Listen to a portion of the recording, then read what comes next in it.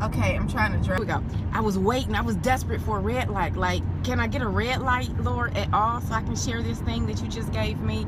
And of course, when you don't want a red light, you get all of them. And when you're not, okay, now this is the rule. I can see you responding, hi everybody, but I'm not gonna read intentionally so that I can pay attention to the road. But I had to drop this on you because I promise it's gonna help you. And if you know anybody in ministry, take just a couple of seconds and share this. Don't share it with everybody who follows you, but if you know somebody who might be dealing with something that might be a particular challenge right now in ministry, I want you to share this.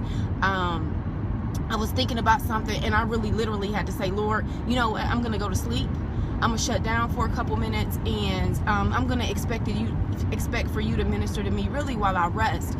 And I took a quick little 30-minute nap, and I'm here to tell you what I woke up to blessed my socks off, literally. I mean, seriously. So if you know anybody who is in ministry, and not just your traditional pulpit ministry, but anybody who loves the Lord and really you're following your passion, you're following your calling, this right here is about to bless you. And I know it is because I'm getting warm, and whenever I get warm, I know the Lord is about to do his work. So I got to cut this heat off because it's not blessing me at all right now.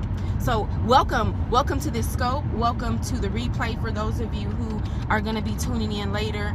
I never ever download these Periscopes like to YouTube or anything, but this one I'm going to save and I'm going to download. I'm going to make sure that it stays available because I don't do catch. It's just like one too many things for me to keep up with. But I am going to download this message and share it, so it will be available after the 24-hour period that Periscope allows. So again, if you are in ministry, I beg of you, or you know anybody in ministry of any kind, and you've hit a wall, you've hit a challenging point, share this. It's gonna give some insight, I promise you. All right, so here we go. So David had just conquered Jerusalem in 2 Kings chapter 6. David had just captured, well, he had taken ownership, he had taken possession of Jerusalem in 2 Samuel chapter 6. And there was but one thing missing in that scenario, and that was the Ark of the Covenant. They had not yet moved the Ark of the Covenant into their promised area, into Jerusalem, into the city of David. They had not yet done that. And so they set out to acquire the Ark of the Covenant. They went to go get it from Abinadab's home, and they went to bring it into Jerusalem. Well, some things happened along the way. And is there a witness on this Periscope that when you are called to the service of the Lord, when you are called into ministry, whether you are called to minister to your family and to lead your family, or whether you're called into leadership at work, or you're called into leadership within your private network, you are the go-to person. Everybody relies on you. You are the fixer in the group. Whenever you are called into leadership, there are going to be some things that will happen in your life that are not on your schedule. And there are going to be some things that you are going to have to simply make the adjustment for, because God is going to allow adversity to enter into your scene. And he does that because he has to develop you. He has to grow you. And he has to continue to allow you to see that you can be trusted with difficulty, and that your relationship with him will uphold you through seasons of adversity. And so what happens is they're en route. They're transporting the Ark of the Covenant to Jerusalem, and two of his best men, I believe his name is pronounced Ahio, and Uzzah, they are the ones who are steering the cart. They are steering the cart, and they're bringing the ark in, and there's a celebration that is taking place, because this makes it official. This really makes this the place of God. This truly makes Jerusalem God's territory. And something happens. The cart begins to tip, and Uzzah, attempting to be helpful, although he was instructed never to touch the Ark of the Covenant, he attempts to keep it from falling. And how many of us know that God does not need our help? He does not need our help. If he has given us instruction, it doesn't matter what it's looking like around us. If God says don't do a thing, don't do it. don't do it. But Uzzah attempting to be helpful, attempting to help things along, attempting to save God, he puts his hands on the Ark of the Covenant, and the covenant, he drops dead. Instantly his life is taken from him because he did what he was not supposed to do. So let this be a warning to those of us who are in leadership. Just do your job. Just do what God has called you to do. If God called you to steer the cart, steer the cart. You don't have to save everybody on it. You don't have to be the go-to person. You don't have to be the hero. Just do what you are supposed to do. And so Uzzah loses his life because he stepped out of boundaries. He stepped out of boundaries, and God gives us instruction, not because he doesn't have anything else to do, but because he needs us to follow them in order to bring about the perfect will concerning his life. However, God will use situations that we manipulate for his glory. Nothing will ever come to pass that God cannot use. So I want you to encourage yourself this morning. If something is going, this afternoon, if something is going on in your life and it was not planned, best believe God can still use that situation for his glory. God can still make something happen concerning you, concerning your destiny, concerning your assignment. So Uzzah loses his life. Uzzah loses his life, and David is furious. David is furious, number one, because if you will just pay attention to the fact that not anybody is going to be able to steer the cart that possesses the Ark of the Covenant. This has to be a person of integrity. This has to be a person who can be trusted. This has to be a person who is special in the eyes of David. So he was no slouch.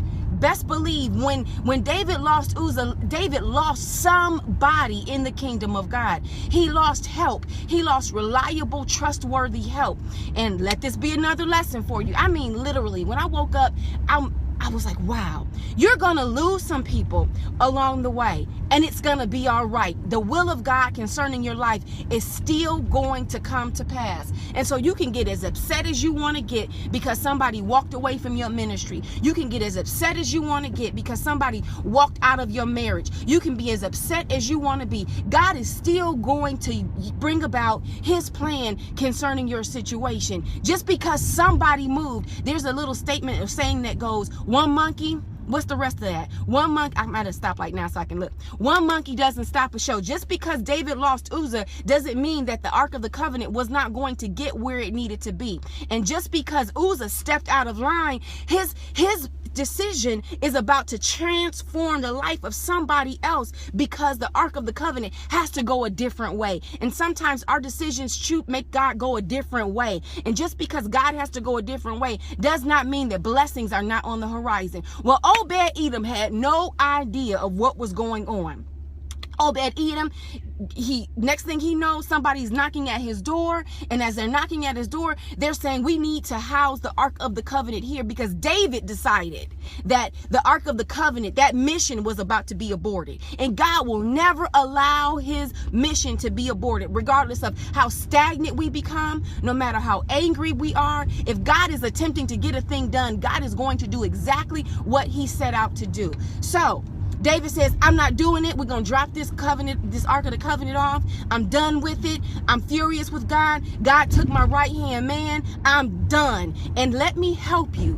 It doesn't matter how you feel. When you are called, when you are chosen, when God has an assignment for your life, you can be mad all you want to. You can talk about giving up and quitting all you want to. When God has chosen you, God has chosen you.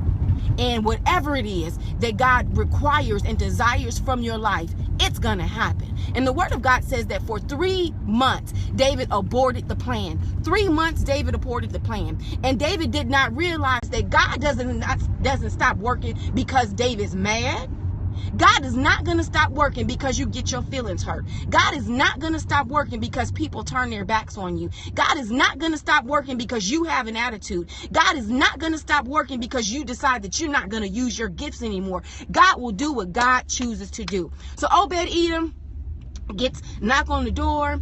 knocked on the door and they said, hey, listen, we need to house the Ark of the Covenant here for a little while. We really don't know how long. David is tripping, so can we just keep it here? And he's like, absolutely. Now, can you imagine? Now, this is Uzzah's brother. This is his natural brother. Can you imagine the source of the offense being housed in your house? That you have to welcome some things that offend you when you are in leadership, when you are in ministry, when you are pastoring, when you are the minister of music, when you're the head usher, when you are the youth worker. There are going to be some people that God has given you charge over. They're going to offend you, and you still have to do God's work.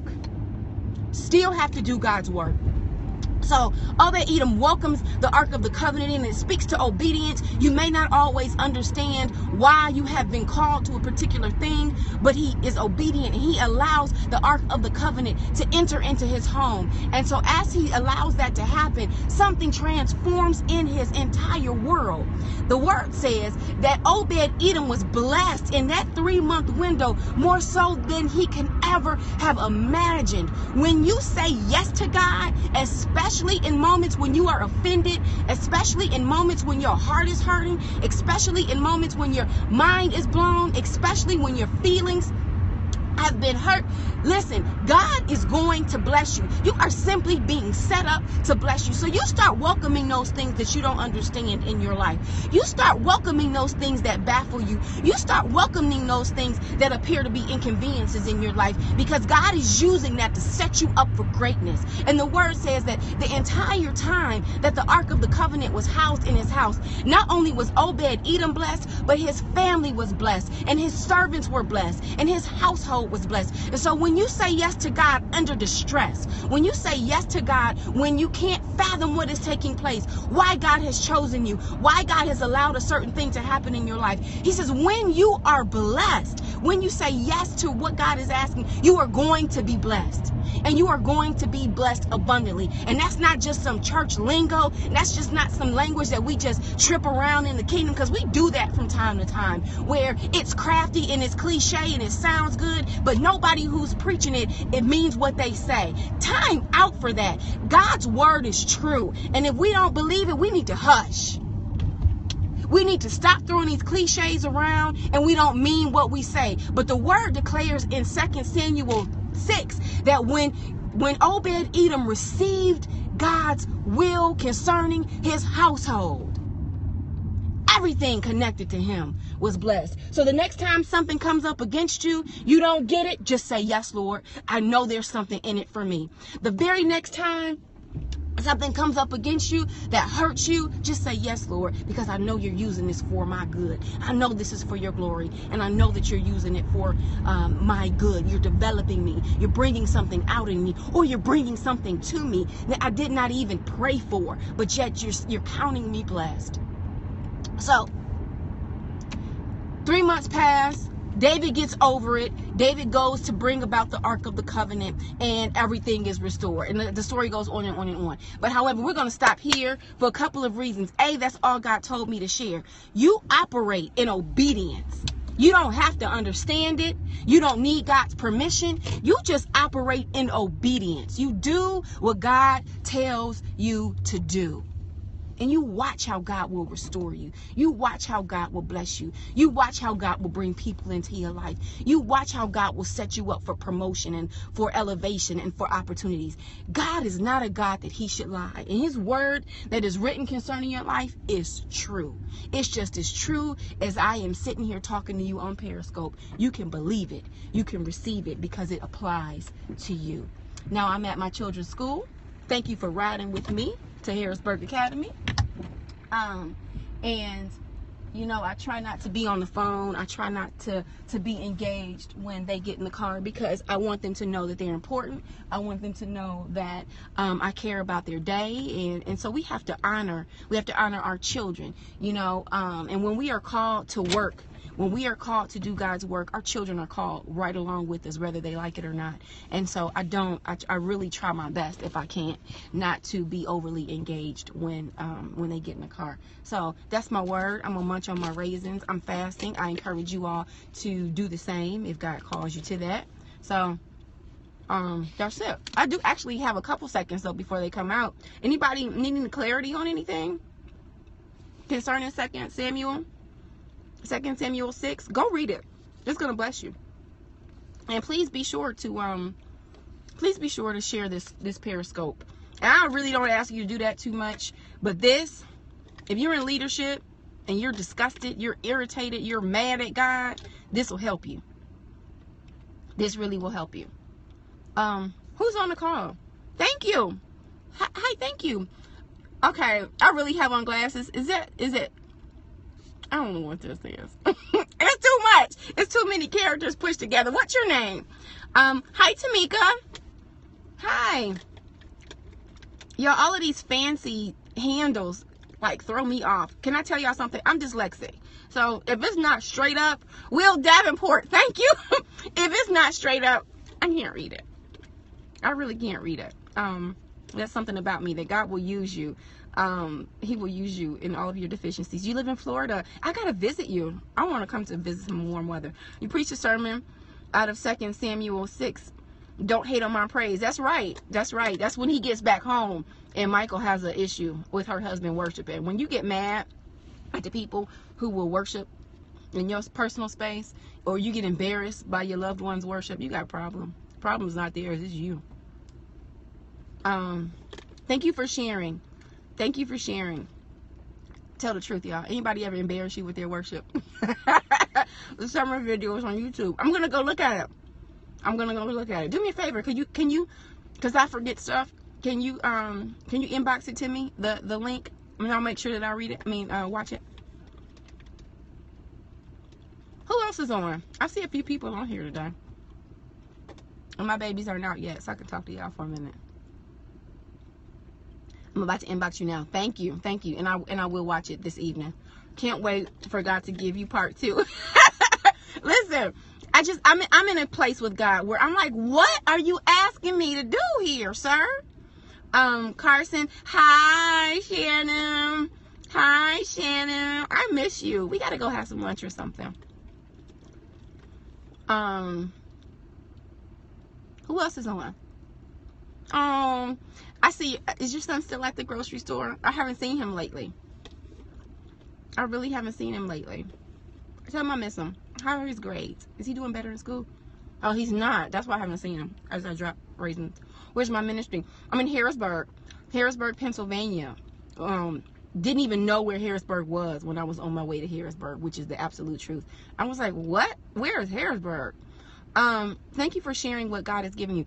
Thank you for listening.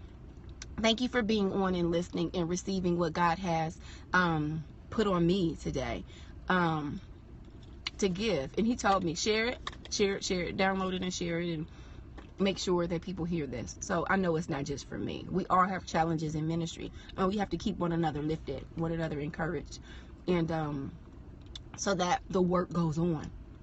I got the link. It just came through. Thank you. Yes, the Capitol. It is the Capitol, and it's like you'll see signs. Like if you're coming from the east, from the west area, you'll see signs that'll say Harrisburg, like on your way to Baltimore or on your way to DC. So I had seen signs before, but I had never been to Harrisburg. And it's really a good place to raise your family. It's a hard place for ministry. It is a hard place for ministry, but it grows you up. So I'll take it. It's the assignment that God has on my life. Is that it?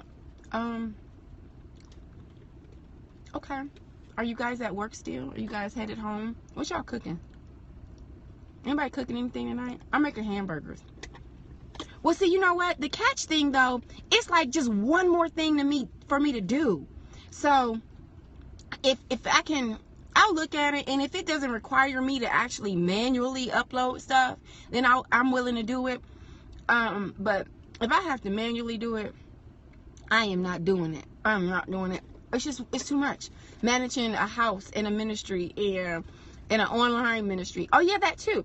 If you guys need prayer tools, resources, go to my website, www.tameakareidsims.com.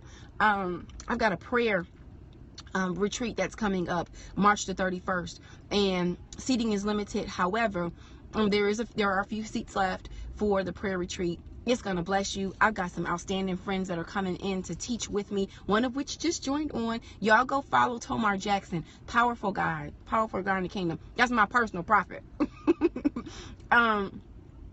You got homework to do. I feel you. I pray that you get it done with ease today. That your mind is just flowing, your concepts are just flowing, and that you are successful in that this afternoon.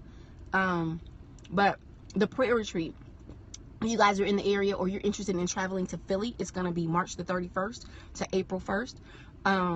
The itinerary is on my website, so you can actually go and see what are we going to be doing for 2 days. I promise you, that prayer retreat is going to be phenomenal. And if you are in the area, if you can make your way, you should do it. All the details are there online, but there are also some prayer tools, some resources that you can print out right now that are going to help you, things that you should pray for, some strategies in prayer. And those things yield results. Prayer yields results. But if you can pray strategically, you get things done a little faster. All right? So go on the website, download that stuff. There are also some other resources. What am I eating? I'm eating raisins. Yeah, I'm eating raisins. So I'm doing this Daniel fast, and I'm not like sharing it just because I want y'all to say, oh, she's so deep and holy. No, I have some stuff going on in my life, and I need God to minister to it. And I share that I'm fasting because I want you to see it's possible to do. And so I'm on the Daniel fast, and I am on day 18, 40 days, day 18, and it's just fruit and vegetables. And I love fruit and vegetables in general, but I want some bread. I want some bread so bad. I want some shrimp so bad. But I tell myself this. Hey, Anna. I tell myself this. I want what God has for me more than I want sourdough bread. More than I want some pretzels or some salt and vinegar potato chips. I want what God has for me more than I want to feed my flesh. So I'm going to be happy with these little raisins. This is my lunch. I'm going to just be grateful. Be grateful. And I'm going to press on in Jesus' name. All right, now I'm just rambling. And y'all just hanging out with me. And I thank you for it. I don't know where my kids are. Where's Josh? That's what I want to know. I would love to know where Josh was. Yeah, he needs to hurry up because he has lacrosse practice today. And so we have stuff to do. And they treat me like I'm the driver. I'm just the driver. I don't have anything else to do but drive these people around. But yeah. So that's that. I don't know where they are. I don't know why they're not at this car. I'm getting ready to get out. And like maybe my presence will evoke them to come out of that building. What you think? Don't you always feel sorry for the teacher on parking lot and bus duty? They always look so cold. You know what? I need Uber just for them so I can like stop running around all over the place. Here he comes. But I'm missing one. I need an Uber just for the kids. But I laugh and say, it's on my prayer list. I'm not real serious about it. When I become serious, I'm going to really start fervently praying for it. And that is a driver. I do need a driver. I need some help. I need somebody who's retired, who doesn't mind picking the kids up from school and doing that kind of stuff. So y'all can pray for me for that. I will appreciate it. I took a break. Got you. Why is my child texting me? Yes, I'm here. Where's your sister? She's in there. Why is she in there? She's slow. Because she's slow. Okay, so my little dude is in the car. Hey, Bishop. Y'all follow Bishop Whaley. Bishop Whaley gets, right here, this one right here. He gets pumped up in the spirit, and he'll bless you with a good word. Are you scoping today? You should scope today, so that my friends on Periscope can follow you and get a good word. And when he gets to rocking like this, you know the power is getting ready to be released because he's good. Josh, William Davenport on Periscope said hi. He said hello. Okay. Yeah, you should scope. You should scope today. It'll be good. Everybody hit his thing and go follow him. I'm telling on you. Yeah, when you get to rocking, you go in. Jesus is coming when you start rocking. Okay, you guys have a wonderful, wonderful day. And if hey, Brother Davenport, if part 2 comes out, I'll share it. I'll share it later once my evening kind of slows down some. So, okay. Riley's just talking. She always is talking. Why is she still talking? Because she's her. Does she not see us right here? Okay, I'm going into mommy mode. So I don't want y'all to see that part. I'll talk to y'all later. Y'all have a wonderful, wonderful day. And thank you for just hanging out with me and letting me banter for a few minutes. All right. Bye, guys.